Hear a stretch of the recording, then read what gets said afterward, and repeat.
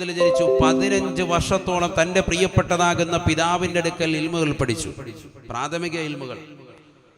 15ാമത്തെ വയസ്സിൽ വാപ്പ മരണപ്പെട്ടു പോയി. വാപ്പ അദ്ദേഹത്തിന് തെരിക്കത്തായി ഉപേക്ഷിച്ചാണ് ഒരു ചെറിയൊരു പൂന്തോട്ടം. ആ പൂന്തോട്ടം നനച്ചുകൊണ്ടിരിക്കവേ ബഹുമാനപ്പെട്ട ഇബ്രാഹിം ഖന്ദൂസി റളിയല്ലാഹു അൻഹു, വലിയ മഹാനാണ്, ബഹുമാനപ്പെട്ടവർ അദ്ദേഹത്തിന്റെ അടുക്കൽ വന്നു. ആ നാട്ടിൽ വന്നതാണ്. അദ്ദേഹത്തെ പോയി കണ്ടു. കൊട്ടയിലുള്ളതാകുന്ന ഒരു ചെറിയൊരു കാരക്ക ബഹുമാനപ്പെട്ടവർക്ക് നൽകി. ആര്? ബഹുമാനപ്പെട്ട മൊയ്നുദ്ദീൻ ചിസ്തി അജ്മീർ റളിയല്ലാഹു അൻഹു. അന്ന് വലിയ മഹാനായില്ല, കുട്ടിയാണ്, 15 വയസ്സുള്ളൂ. ആ കാരക്ക കഴിച്ചു, വലിയ സന്തോഷമായി. അതിഥി സൽക്കാരം നടത്തിയല്ലോ.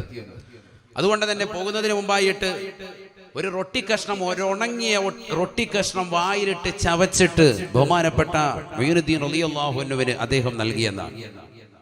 കേൾക്കുമ്പോൾ ചിലർക്ക് വലിയ വിഷമമായിരിക്കും. ഇത് കേൾക്കുമ്പോഴാണ് ചിലർക്ക് വലിയ വിഷമം. അപ്പോൾ മക്കൾക്ക് ജനിക്കുമ്പോൾ സമയത്ത് വായിലിട്ട് കാരക്ക ചവച്ചു കൊടുക്കാൻ പറയുന്നതിൽ അസിലെന്താ? കൊടുക്കലുണ്ടോ? അതാ മറ്റേ ഇത് തേനിങ്ങനെ തുണ്ടി കൊടുക്കലോ ഉള്ളൂ. അതാ ഇപ്പം എല്ലാവരും ചെയ്തുകൊണ്ടിരിക്കുന്നത്. കാരക്ക ഒന്നും ചവച്ചൊന്നും ആരും കൊടുക്കുന്നില്ല. തേനിങ്ങനെ കെറിയിലോട്ട് ഇങ്ങനെ തോണ്ടി കൊടുക്കുക, എന്നിട്ട് തൊട്ട് കൊടുത്തു എന്ന് പറയുക. അങ്ങനെ അല്ലല്ലോ അതിൻ്റെ അസില്. യഥാർത്ഥത്തിൽ എന്താണ്? നല്ല കാരക്ക വായിലിട്ട് ചവച്ച് അരച്ച് നല്ല ഉമിനീര് പോലെ ആക്കിയിട്ട് അതുകൊണ്ട് കൊടുക്കുക. കാരക്ക അങ്ങോട്ട് തന്നെ ഇട്ടിട്ട് വാടച്ച് ഒഴിച്ച് ഹാള്ള പിന്നെ ജാതം പൊട്ടി കൊച്ചു മയ്യത്ത. ബഹുമാനപ്പെട്ടവർ ഖുർആൻ മുഴുവനും മനഃപ്പാഠമാക്കി. അതിനുശേഷം ബഹുമാനപ്പെട്ടവർ ബുഖാറയിലേക്ക് പോയി. അവിടെ ചെന്നുകൊണ്ട് ഹിസാമുദ്ദീൻ റളിയല്ലാഹു അൻഹുവിന്റെ ശിഷ്യത്വം സ്വീകരിച്ചു. വിശുദ്ധമായ ഖുർആനിന്റെ തഫ്സീറുകളും ഹദീസിന്റെ ശാഖോപശാഖകളും ഫിഖ്ഹുകളും എല്ലാ കർമ്മശാസ്ത്ര മസലകളും ബഹുമാനപ്പെട്ടവരുടെ അടുക്കൽ നിന്ന് പഠിച്ചെടുത്തു ഹിസാമുദ്ദീൻ റളിയല്ലാഹു അൻഹു. അദ്ദേഹത്തിന്റെ അടുക്കൽ നിന്ന് പിന്നീട് ഇലാഹിയാകുന്ന ഒരു ഇശാറത്ത് കിട്ടിയപ്പോൾ അവിടുന്ന് പിന്നീട് യാത്രയായി ഹാറൂനിലേക്ക്. ബഹുമാനപ്പെട്ടതാകുന്ന ഉസ്മാനുൽ ഹാറൂനി റളിയല്ലാഹുവിന്റെ അടുക്കൽ ചെന്നുകൊണ്ട് ഫലാസമ 20 സനതൻ 20 വർഷം അവിടെ അങ്ങ് കൂടി. ബഹുമാനപ്പെട്ടതാകുന്ന ഡൽഹി ഷെയ്ഖ് ബഖ്തിയാറുൽ കഅക്കി റളിയല്ലാഹു അൻഹു, കാക്കി എന്നാണ് നമ്മൾ പറയാ, കഅക്കി റളിയല്ലാഹു അൻഹു. ഡൽഹിയിൽ പോയി സിയാറത്ത് ചെയ്തിട്ടുള്ളവർക്കറിയാം. അല്ലാഹുവിന്റെ ദറജ ഉയർത്തട്ടെ, അവരുടെ പൊരുത്തം അല്ലാഹു നൽകി അനുഗ്രഹിക്കട്ടെ. അവരൊക്കെയാണ് ഈ ദുനിയാവ് ഇങ്ങനെ പിടിച്ചു നിർത്തുന്നത്. ഫൽ മുദബ്ബിറാത്തി അംറ എന്ന ഖുർആനിന്റെ ആയത്തിന്റെ വിശദീകരണത്തിൽ അല്ലാഹുവിന്റെ ഈ ആയത്ത് വിശദീകരിച്ചുകൊണ്ട് പണ്ഡിതന്മാർ രേഖപ്പെടുത്തുന്നുണ്ട്, കാര്യങ്ങൾ മുഴുവനും നടപടിയാക്കി കൊണ്ടുപോകുന്നത് അല്ലാഹുവിന്റെ ഔലിയാക്കളാണ്, തദ്ബീർ ചെയ്യുന്നത് അവരാണ്. മനസ്സിലാക്കണം, നമ്മളതൊന്നും തിരിച്ചറിയുന്നില്ല. ഈ ലോകം തന്നെ നിലനിർത്തുന്നത്, ഈ ഭൗതിക ലോകം ഇങ്ങനെ പിടിച്ചു നിർത്തുന്നത്, ഇവിടെ എന്ത് പ്രശ്നങ്ങളുണ്ടായാലും മുസ്ലിമീങ്ങൾക്ക് സമാധാനവും ശാന്തിയും ഒക്കെ നൽകിക്കൊണ്ട് ഇങ്ങനെ പിടിച്ചു നിർത്തുന്നത് ഈ മഹത്തുക്കളാണ്. അതുകൊണ്ട് അവരെ തള്ളിപ്പറയാൻ പാടില്ല, അവരെ ശരിക്കും മുറുകെ പിടിച്ചോണം. ബഖ്തിയാറുൽ കഅക്കി റളിയല്ലാഹു അൻഹു പറയാൻ 20 വർഷം ബഹുമാനപ്പെട്ടവരുടെ അടുക്കൽ വന്നുകൊണ്ട് ലാസമ, ബഹുമാനപ്പെട്ടതാകുന്ന മൊയ്നുദ്ദീൻ ചിസ്തി അജ്മീർ റളിയല്ലാഹു അൻഹു അദ്ദേഹത്തിന്റെ അടുക്കൽ കൂടി. ഉസ്മാനുൽ ഹാറൂനി റളിയല്ലാഹുവിന്റെ അടുക്കൽ നിലകൊണ്ടു. അതിനിടയ്ക്ക് അദ്ദേഹത്തിന്റെ അടുക്കൽ ഒരുപാട് റിയാളയാണ്, ഇൽമെല്ലാം പഠിച്ചു കഴിഞ്ഞു. പിന്നെ അദ്ദേഹത്തിന്റെ കൂടെ കൂടിയത് എന്തിനാണ്?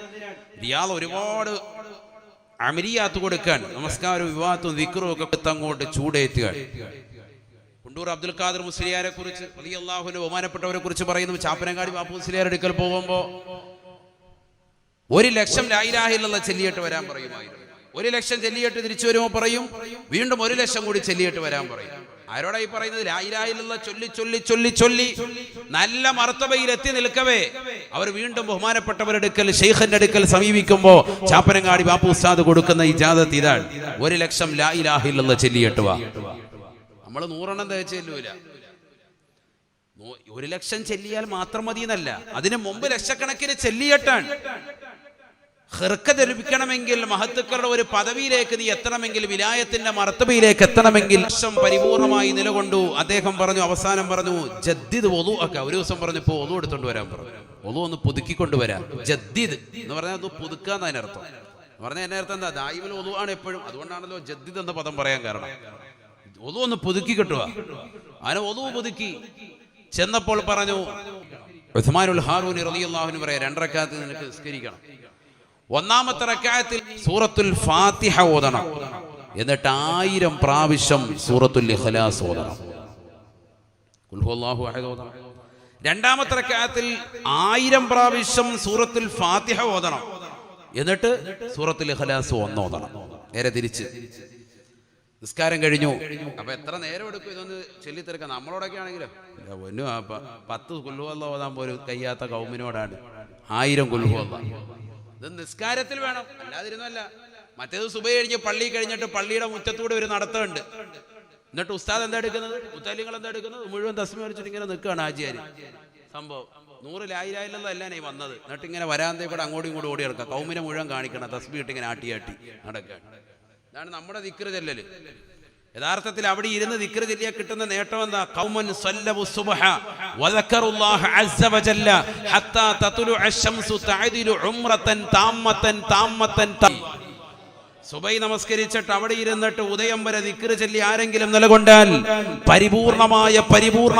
പരിപൂർണമായ ഉംറ നിർവഹിച്ചതിന്റെ പ്രതിഫലം അല്ലാഹു രേഖപ്പെടുത്തുമെന്ന് സയ്യിദുനാ റസൂലുള്ളാഹി. ഇതൊക്കെ ഉമ്മമാർക്ക് വേണ്ടി പറയുന്നതാണ്. ഉപ്പമാര് പ്രായം ചെന്ന പല ആളുകളും പള്ളിയിൽ വന്നിട്ട് നേരത്തെ കയറി ഇരുന്നിട്ട് ഇത് ചെയ്തുകൊണ്ടിരുന്നവരുണ്ട്. പള്ളിയിൽ എന്തിനാ ഉദയം എന്നൊരു ടൈം കൊടുത്തിരിക്കുന്നത്? എന്തിനാ? ഈ ഉദയം വരെ ദിക്റ് ചെല്ലാനാണ്. അല്ല, ഇതെന്തിനാ ഉദയത്തിന് പ്രത്യേക നിസ്കാരമുണ്ടോ? അല്ലല്ലോ. ആ ഉദയത്തിന്റെ സമയം വരെ അവിടെ ഇരുന്നിട്ട് ദിക്റ് ചൊല്ലി നിലകൊള്ളാൻ. സല്ലവു സുബ്ഹ വദക്കറുല്ലാഹ അസ്സ വജല്ല ഹത്താ തത്ലുഅ അശംസു തഅദിലു ഉംറതൻ താമ്മ. സയ്യിദ് നബി 3 വട്ടം പറഞ്ഞു, പൂർണ്ണമായ ഉംറ നിർവഹിച്ച പ്രതിഫലം ലഭിക്കും. അപ്പൊ അതുകൊണ്ട് ദിക്റ് ചെല്ലുമ്പോൾ നല്ലതുപോലെ ചൊല്ലിക്കോ. നമസ്കാരം കഴിഞ്ഞപ്പോൾ പറഞ്ഞു, നീ ഒരു 100 സ്വലാത്ത് കൂടി ചെല്ലണേ. നിർത്തുകയാണ് ഞാൻ. 100 സ്വലാത്ത് കൂടി ചൊല്ലിക്കഴിഞ്ഞപ്പോൾ സുബ്ഹാനല്ലാഹ്, ഹാലങ്ങ് മാറുകയാണ്. വല്ലാത്തൊരനുഭൂതിയുടെ ലോകത്തേക്ക് എത്തുകയാണ്. അല്ലാത്ത മറ്റൊരു ചിന്ത ഹൃദയത്തിലില്ലാത്ത ഒരവസ്ഥ. ഈ ഭൗതികമാകുന്ന ലോകത്തിന്റെ ആഡംബരാസ്വാദനങ്ങൾ മുഴുവനും മറന്ന ഒരു ലോകത്തേക്ക് പോവുകയാണ്. സ്വർഗീയമാകുന്ന അനുഭൂതികളും ആസ്വാദനങ്ങളുമല്ല ലക്ഷ്യം, അല്ലാഹുവിലേക്ക് മാത്രമായി ഹൃദയം ദിക്ർ ചൊല്ലി അങ്ങനെ മുഴുകി അങ്ങ് നിലകൊള്ളുകയാണ്. അതല്ലേ ഖുർആൻ പറഞ്ഞത്, ഖദ് അഫ്ലഹ മൻ സക്കാ വദകറ ഇസ്മ റബ്ബിഹി ഫസല്ലാ. ഖദ് അഫ്ലഹ മൻ തസക്കാ. ഹൃദയത്തെ സംശുദ്ധീകരിച്ചവൻ തീർച്ചയായും രക്ഷ പ്രാപിച്ചവനാണ്. ആരാണവൻ? അവർക്കെങ്ങനെയാണ് ഹൃദയത്തെ സംശുദ്ധീകരിക്കാൻ സാധിക്കുന്നത്? വദകറ ഇസ്മ റബ്ബി, റബ്ബിന്റെ നാമം നല്ലതുപോലെ സ്മരിക്കാൻ കഴിയുന്നവർക്ക്, ദിക്ർ ചൊല്ലിക്കൊണ്ട് നിലകൊള്ളാൻ, ചിന്തയിൽ നിലകൊള്ളാൻ സാധിക്കുന്നവർക്ക്. അതേത് നിലയിലാണ് ദിക്റിൽ ചെല്ലേണ്ടത്? മുഅ്മിനീങ്ങൾ അഭിസംബോധനം ചെയ്തുകൊണ്ട് ഖുർആൻ പറയുന്നു, യാ അയ്യുഹല്ലദീന ആമനൂ ഉദ്കുറുല്ലാഹ ദിക്റൻ കസീറാ വസബ്ബിഹൂഹു ബുക്റതൻ വഅശിയ്യാ. മുഅ്മിനീങ്ങളെ, പ്രഭാതത്തിലും പ്രദോഷത്തിലും അല്ലാഹുവിന് അധികമായി നിങ്ങൾ ദിക്ർ ചൊല്ലണേ. ഈ അധികം ഏത് നിലയ്ക്കാണ്? ഖുർആൻ മറ്റൊരായത്തിൽ പറയുന്നു, അല്ലദീന യദ്കുറൂനല്ലാഹ ഖിയാമൻ വഖുഊദൻ വഅലാ ജുനൂബിഹിം. 3 രീതിയാണ് മനുഷ്യനുള്ളത്. ഒന്നില്ലെങ്കിൽ നൃത്തം, അല്ലെങ്കിൽ ഇരുത്തം, അല്ലെങ്കിൽ കിടത്തം. ഈ 3 സമയത്തും പടച്ച റബ്ബാകുന്ന അല്ലാഹുവിനെ സ്മരിച്ചുകൊണ്ട് നിലകൊള്ളുന്നവൻ തീർച്ചയായും രക്ഷപ്പെട്ടു. ഖദ് അഫ്ലഹ മൻ തസക്കാ. ഹൃദയത്തെ സംശുദ്ധീകരണം നടത്തി ദിക്ർ ചൊല്ലിക്കൊണ്ട് നിലകൊണ്ടവൻ തീർച്ചയായും വിജയിച്ചവനാണ്. ഫസല്ല, പരിശുദ്ധമാക്കപ്പെട്ട റജബിലൂടെ അല്ലാഹു സുബ്ഹാനഹു വ തആല മുത്തുനബി മുഖേന നിന്റെ കൈകളിലേക്ക് നൽകിയ നമസ്കാരം നിലനിർത്തിക്കൊണ്ട് പോകുന്ന മനുഷ്യ, നീ വിജയിച്ചവനാണ്, നീ രക്ഷപ്പെട്ടവനാണ്. ബൽ തുസിറൂനൽ ഹയാത്തദ് ദുനിയാ. ഖുർആൻ അടിവരയിട്ടുകൊണ്ട് ഓർമ്മപ്പെടുത്തുകയാണ്, എത്ര വാഴ്ന്ന് പറഞ്ഞിട്ടും കാര്യമില്ല. എല്ലാ വെള്ളിയാഴ്ച ദിവസവും ഇമാമ് നിനക്ക് വേണ്ടി മെഹ്റാബിലിരുന്നു കൊണ്ട് ഈ സൂറത്തുൽ അഅല പാരായണം ചെയ്താലും, ഇത് പാരായണം ചെയ്യൽ സുന്നത്താക്കിയാലും നീ പഠിക്കുന്നില്ല. ബൽ തുസിറൂനൽ ഹയാത്തദ് ദുനിയാ. 2021 നീ കടന്നപ്പോഴും നീ പഴയ രീതി തന്നെയാണ്. മുൻഗാമികൾ ചെയ്തു വെച്ച ഏതൊരു പ്രവർത്തന മേഖലയാണോ, കള്ളു കുടിച്ചു കുടിച്ചുകൊണ്ട് നീ നിലകൊള്ളുകയാണ്, വ്യഭിചരിച്ചുകൊണ്ട് നീ നിലകൊള്ളുകയാണ്, സിനിമ കണ്ടുകൊണ്ട് നീ നിലകൊള്ളുകയാണ്, പെങ്ങളെ നീ സീരിയൽ കണ്ടുകൊണ്ട് നിലകൊള്ളുകയാണ്, അശ്ലീല ലോകത്തേക്ക് കണ്ണു നട്ടുകൊണ്ടിരിക്കുകയാണ്, മോശപ്പെട്ട സിനിമാ ഗാനങ്ങൾ കേട്ടുകൊണ്ട് നിലകൊള്ളുകയാണ്, സിനിമാ പാട്ടുകൾ കേട്ടുകൊണ്ട് നിലകൊള്ളുകയാണ്. കേൾക്കുന്നതും ഹറാം, കാണുന്നതും ഹറാം, പിടിക്കുന്നതും ഹറാം, നടക്കുന്നതും ഹറാം, എല്ലാ നിലക്കും മോശമായ പ്രവർത്തനവുമായി നീ മുന്നേറുകയാണ്. വൽ ആഖിറത്തു ഖൈറും വഅബ്ഖാ, ഓർമ്മപ്പെടുത്തുകയാണ്, ആഖിറമാണ് എന്നെന്നും ശാശ്വതത്വം ലഭിക്കുന്നവൻ. ഈ ദുനിയാവ് ശാശ്വതത്വമുള്ളതല്ല, ഇത് നശിക്കാനുള്ളതാണ്, നശിക്കാനുള്ളതാണ്. 6 അടി മണ്ണിന്റെ ഇരുട്ടറയാകുന്ന ഖബറിലേക്ക് പോകണമെന്നുള്ള വിചാരം മനുഷ്യാമാനവ പെങ്ങളെ നിന്റെ ഹൃദയത്തിൽ ഉണ്ടാവണേ.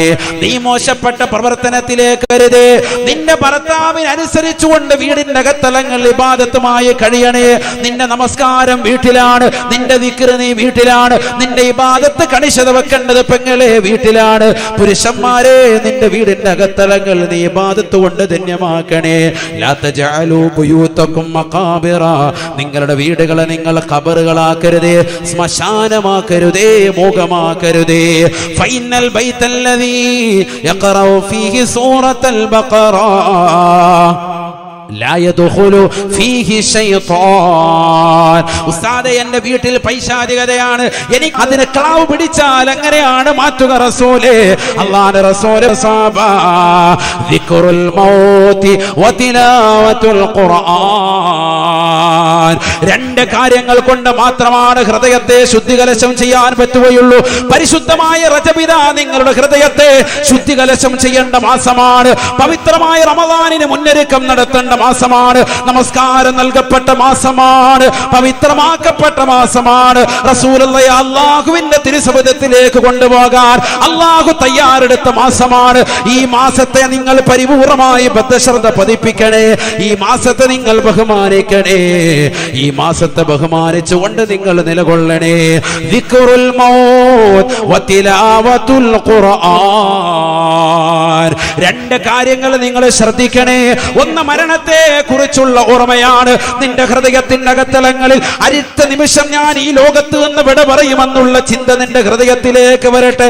എത്രയെത്ര ഔലിയാക്കൾ, എത്രയെത്ര മഹത്തുക്കൾ ഈ ലോകത്ത് മുഴുവനും കാരുണ്യം വാരി വിതറിയ കാരുണ്യത്തിൻ്റെതാകുന്ന തിരുദൂതർ ഹബീബ് മുഹമ്മദ് മുസ്തഫ, കാരുണ്യത്തിന്റെ ഹൃദയം വരുത്തിയ ലോകത്തിന് മുഴുവനും മഹിമാകുന്ന ആദർശം പരത്തിയ ഹബീബ് മുഹമ്മദ് മുസ്തഫ സല്ലല്ലാഹു അലൈഹി വസല്ലമ തങ്ങൾ പോലും ഈ ലോകത്ത് നിന്ന് വിട പറഞ്ഞു പോയില്ലയോ സഹോദര.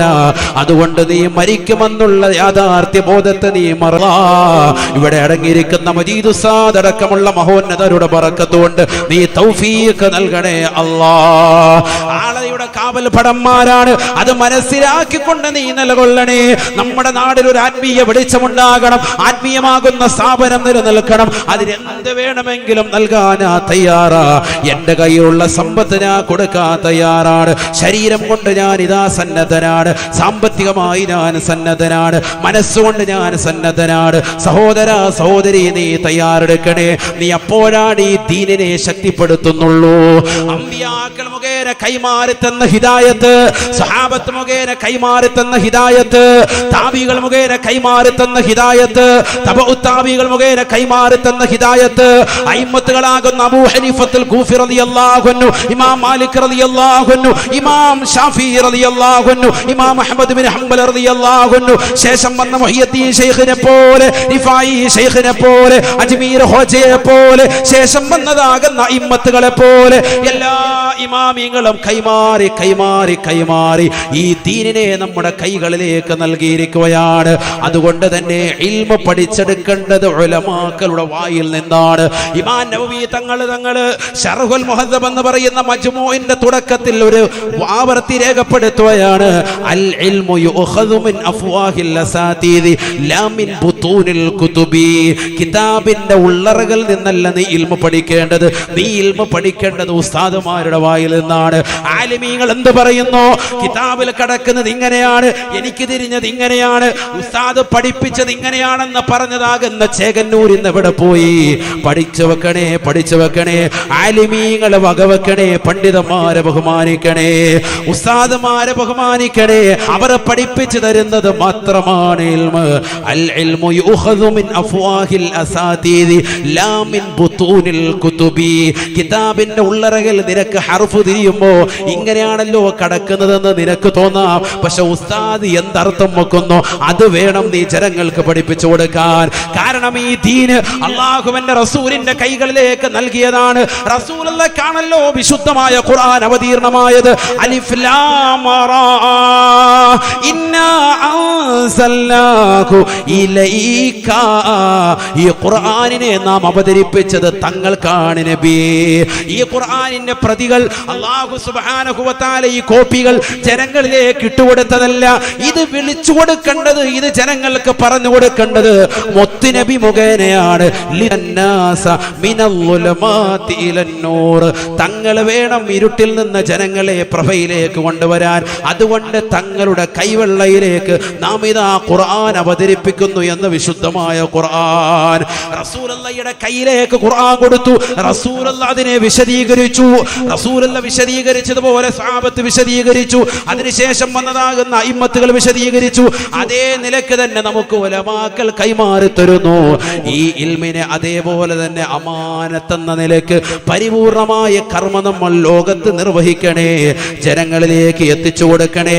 അങ്ങനെ എത്തിച്ചു കൊടുത്തത് കൊണ്ടാണ് ഔലിയാക്കളിൽ പ്രമുഖനായി ഇന്ത്യയുടെ നേതൃത്വമായി രാജാവായി ബഹുമാനപ്പെട്ട ഖ്വാജാ മുഈനുദ്ദീൻ ദിസീൽ അജ്മീരി റളിയല്ലാഹു അൻഹു എത്തിയത്. പരിപൂർണമായി ആ അമാനത്ത് നിർവഹിച്ചു. അതുകൊണ്ട് മുത്തുനബി സല്ലല്ലാഹു അലൈഹി വസല്ലം തങ്ങളാണ് അയച്ചത്. നീ പൊയ്ക്കോ, എവിടേക്ക്?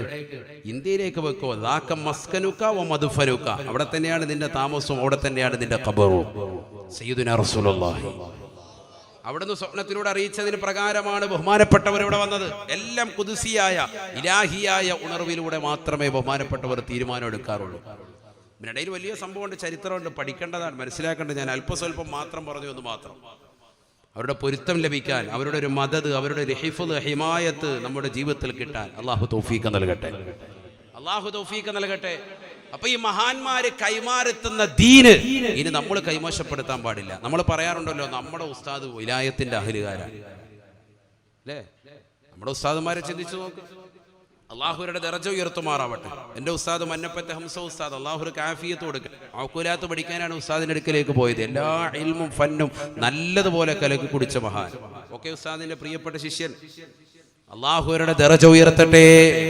അവരുടെയൊക്കെ ഒരു ദറജ നോക്കും. ഓക്കെ, ഉസ്താദ് ആരാണ്? വിലായത്തിന്റെ അങ്ങേ തലക്കിലെത്തിയ മഹാൻ. അള്ളാഹുരുടെ പൊരുത്തം നൽകട്ടെ. ചിന്തിക്കണം നമ്മൾ. അപ്പൊ എവിടെയാണ് പിഴച്ചത്? നമ്മൾ മുഖേനയാണ് പിഴച്ചത്. നമ്മൾ ഇനി ശരിയായാൽ അടുത്ത തലമുറ ശരിയാവും. നമ്മൾ പറയും നമ്മുടെ ഉസ്താദ് ഓക്കെ, ഉസ്താദിന്റെ ഉസ്താദോ ഡബിൾ ഓക്കെ, അതിന്റെ മുകളിലോ അതിനേക്കാളോ ഓക്കെ. പിന്നെ എവിടെയാ പ്രശ്നം? എവിടെയാ? നമ്മളാണ് പ്രശ്നം. നമ്മളൊന്ന് ശ്രദ്ധിക്കണം. നമ്മുടെ ദീനൊന്ന് പരിപൂർണമായി മുറുകെ പിടിക്കണം. നമ്മുടെ സുന്നത്ത് നമസ്കാരം, വിത്ർ, ഇന്നല്ലാഹ വിത്റുൻ യുഹിബ്ബുൽ വിത്ര ഫൗതിറു യാ അഹ്ലൽ ഖുർആൻ. ഖുർആനിന്റെ അഹ്ലുകാരെ, മുസ്ലിമീങ്ങളെ, മുഅ്മിനീങ്ങളെ, അല്ലാഹു ഒറ്റയാണ്, ഒറ്റയെ ഇഷ്ടപ്പെടുന്നവനാണ്. അതുകൊണ്ട് നിങ്ങൾ വിത്ർ ഉപേക്ഷിക്കരുത് എന്ന് ഹബീബ് മുഹമ്മദ് മുസ്തഫ. വിത്ര ഞാനൊരു ഉദാഹരണം പറഞ്ഞതാണ്. എല്ലാ സുന്നത്തും നമ്മൾ ഓതുന്ന കാലഘട്ടം മാത്രമല്ല, പിൽക്കാലത്തും ഇമാമത്ത് കിട്ടിയാലും എവിടെയായിരുന്നാലും ദറസായിരുന്നാലും ഒന്നും മുടക്കാൻ പാടില്ല.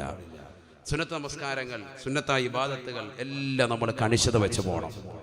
ഇതിനേക്കാളൊക്കെ ഉപരി ഉസ്താദുമാരുടെ ഗുരുത്വവും പൊരുത്തവും അത് നിലനിൽത്തക്കത്ത പ്രവർത്തനമേ നമ്മുടെ ജീവിതത്തിൽ ഉണ്ടാവുള്ളൂ.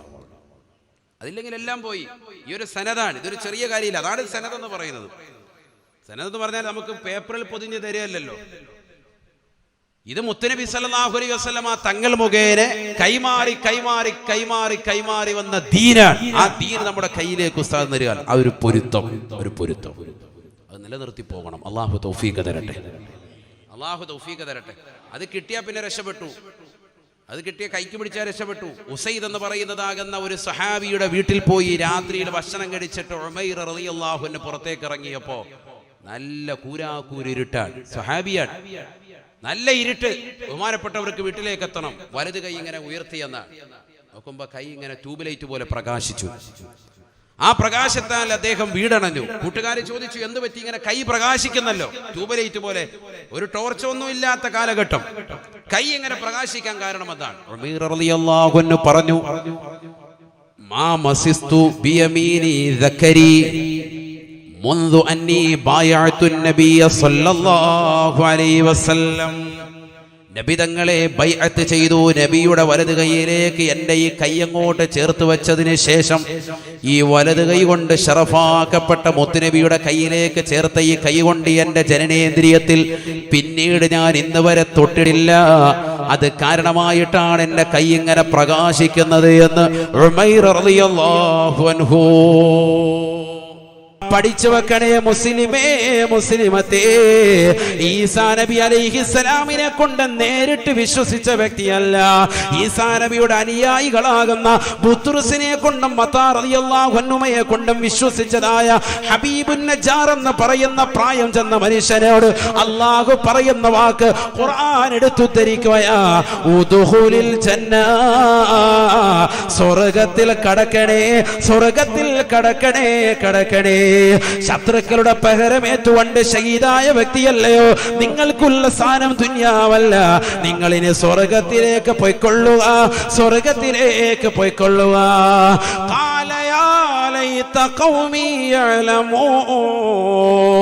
സ്വർഗത്തിൽ കടന്നുകൊണ്ട് ഹബീബ് എന്ന ഡയലോഗ് ഖുർആൻ എടുത്തുദ്ധരിക്കുകയാ. എന്റെ സമൂഹമേ, അന്താകിയായിലെ ജനങ്ങളെ, നിങ്ങളൊന്ന് അറിഞ്ഞിരുന്നെങ്കിൽ ബിമാ ഗഫറലി റബ്ബി വജഅലനി മിനൽ മുക്രമീൻ. അല്ലാഹ് എനിക്ക് പുറത്തു തന്ന കാര്യം നിങ്ങളൊന്ന് അറിഞ്ഞിരുന്നെങ്കിൽ എത്ര നന്നായിരുന്നു. റബ്ബി എന്റെ പാപം പുറത്തു തന്നു, ഞാൻ തെറ്റ് ചെയ്തവനാണ്. നിങ്ങൾക്ക് ബിംബങ്ങൾ നിർമ്മിച്ചു നൽകിയവനാണ്. പക്ഷേ ഇസ്ലാം മതം പുൽകലിലൂടെ മുൻകഴിഞ്ഞു പോയിട്ടുള്ള എല്ലാ പാപങ്ങളും അല്ലാഹു എനിക്ക് പുറത്തു തന്നു. വജഅലനി മിനൽ മുക്രമീൻ. ആദരിക്കപ്പെടുന്ന വിഭാഗത്തിലേക്ക് അല്ലാഹു എന്നെ ഉൾപ്പെടുത്തിയത് നിങ്ങൾ അറിഞ്ഞിരുന്നെങ്കിൽ എന്റെ പേരിന് പിൽക്കാലത്ത് കേൾക്കുമ്പോ റളിയല്ലാഹു അൻഹു പറയുന്ന ആളുകളുണ്ടാകും. ഹബീബുൻ നജ്ജാർ റളിയല്ലാഹു അൻഹു വജഅലനി മിനൽ മുക്രമീൻ. അല്ലാഹു എന്നെ അനുഗ്രഹിക്കപ്പെട്ട വിഭാഗത്തിൽ എന്നെ ഉൾപ്പെടുത്തിയ കാര്യം നിങ്ങളൊന്ന് മനസ്സിലാക്കിയിരുന്നെങ്കിൽ എത്ര നന്നായിരുന്ന സമൂഹമേ എന്ന് ഹബീബുൻ നജ്ജാർ സ്വർഗത്തിലിരുന്നു കൊണ്ട് പറഞ്ഞു എന്ന് വിശുദ്ധ ഖുർആൻ. അല്ലാഹു സുബ്ഹാനഹു വ തആല ആ സമൂഹത്തിലൂടെ ജിബ്രീലിന്റെ അട്ടഹാസത്തിലൂടെ നശിപ്പിക്കുകയാ.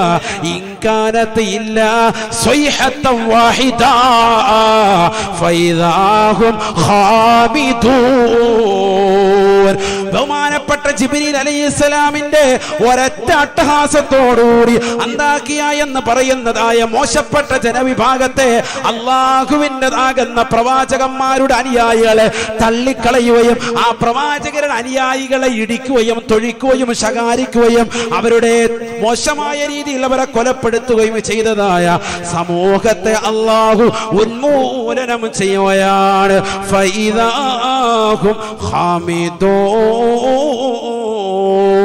പരിപൂർണമായി അവരെ അല്ലാഹു നശിപ്പിച്ചു കളഞ്ഞു എന്ന് വിശുദ്ധ ഖുർആൻ. എന്താ ഈ ചരിത്രം നമുക്ക് നൽകുന്ന പാഠം? പ്രവാചകന്മാർ മുഖേന ഹിദായത്ത് കിട്ടി, ആ പ്രവാചകനായികൾ മുഖേന ഗ്രഹിച്ചവരുടെ മാർഗത്തിലേക്ക് ഞങ്ങളെ നീ പ്രവേശിപ്പിക്കണം. അതാണ് ചോദിച്ചുകൊണ്ടിരിക്കുന്നത്. 5 വഖ്ത് നിസ്കാരം, 17 റക്അത്ത്. ഒരു സാദാ സീദാ മുഅ്മിൻ 5 വഖ്ത് നിസ്കരിക്കാൻ അവനോട് കൽപ്പിക്കപ്പെട്ടു. ഈ പരിശുദ്ധമായ റജബിന്റെ ഏറ്റവും വലിയ പവിത്രതയും അത് തന്നെയാണ്. റജബ് 27-നാണ് ആദരവായ സയ്യിദുനാ മുഹമ്മദ് റസൂലുള്ളാഹി സ്വല്ലല്ലാഹു അലൈഹി വസല്ലം തങ്ങൾ ഇസ്രാ മിഅ്റാജ് നടത്തി.